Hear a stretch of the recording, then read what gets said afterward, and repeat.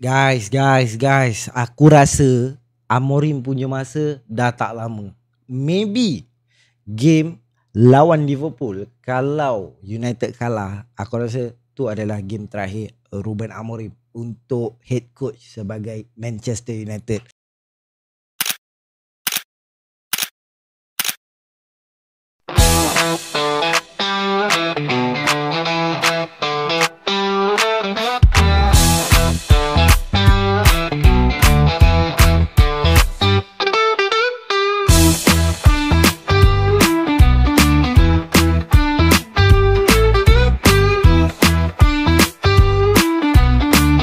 Trophy goes up, going out in yet another blaze of glory.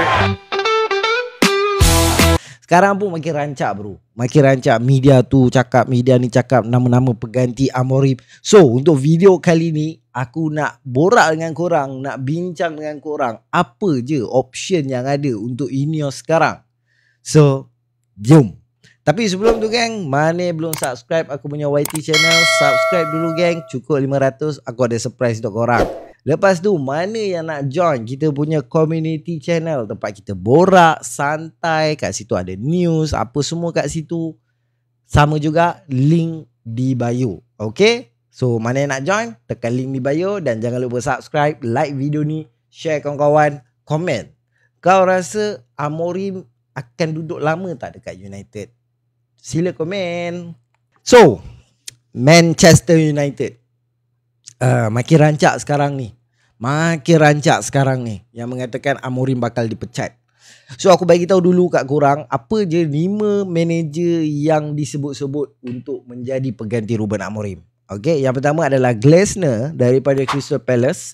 Yang kedua adalah Areola daripada Bournemouth. Yang ketiga adalah Gareth Southgate, okay, coach England hari tu. Yang keempat adalah Roberto De Zerbi. Dan yang kelima adalah Xavi Hernandez, bekas manager Barcelona.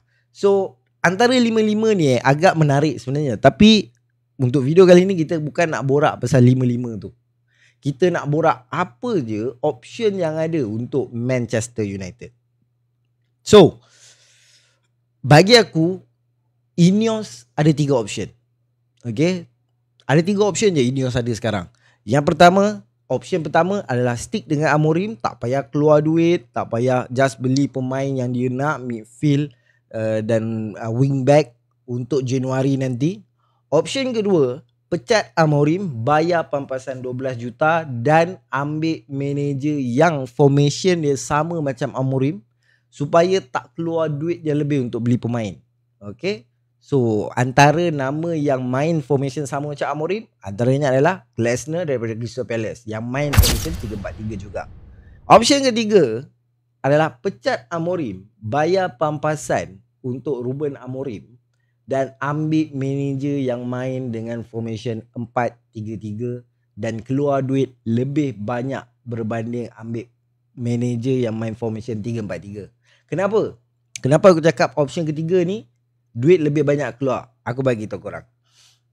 4-3-3 menggunakan winger geng. Dan kita tak ada winger dah dalam tim kita. Pure winger kita tinggal 2 je geng. Amad Diallo, Bryan Mbeumo. Kita ada 2 tu je winger sekarang. Yes, Cunha boleh main situ, tapi keupayaan penuh Cunha lebih kepada second striker, center attacking midfield dan striker. Dia macam umpama kalau kita letak Cunha di left wing, dia umpama macam kita letak Bruno Fernandes di nombor 8 dan nombor 6 sekarang. Keupayaan penuh dia tak keluar. Dan harga winger untuk kita beli zaman sekarang ni bukan murah-murah lah geng. Selalunya paling murah kita boleh jumpa winger ni sekarang 60 juta dari klub-klub kecil lah. Dari klub-klub yang tak dikenali, 60 juta tu kira murah dah. Paling mahal boleh capai 100 juta. So itu 3 option yang ada untuk Ineos sekarang. Kalau korang rasa option mana yang terbaik untuk Ineos? Option pertama, stick dengan Amorim, beli pemain yang dia nak pada Januari nanti. Option kedua, pecat Amorim, bayar pampasan 12 juta untuk Amorim dan cari manager yang main formation yang sama macam Amorim, 3-4-3, antaranya Glasner daripada Crystal Palace. Yang ketiga, option ketiga, pecat Amorim, bayar 12 juta pampasan dan cari manager yang main dengan formation 4-3-3. Okay? So cuba korang komen dekat bawah, 3 ni mana yang sesuai untuk United sekarang. Kalau aku personally, aku akan stick dengan Amorim. Aku akan bagi dia masa sebab agak tak adil untuk aku tak bagi dia masa. Aku bagi Erik ten Hag masa, aku bagi Ole masa. Tapi bila Ruben Amorim yang tak capai lagi 1 tahun dia dalam kontrak, agak tak adil lah untuk dia. Serius. Aku still rasa masalah United bukan di manager. Kita dah tukar banyak manager bro. Kita dah tukar terlampau banyak manager. Dan aku still rasa masalah United bukan di manager, tapi di mentality pemain. Glasner, Crystal Palace main formation yang sama, 3-4-3 di EPL. Tapi macam mana diorang boleh berfungsi? Padahal formation sama, sistem lebih kurang. Tapi apa perbezaan dua tim ni? Mentality pemain. Aku rasa itu yang problem dekat United sekarang. So, ya kita tunggu, kita tengok siapa yang akan menggantikan Ruben Amorim. Dan adakah Ineos akan bagi kepercayaan penuh untuk Ruben Amorim?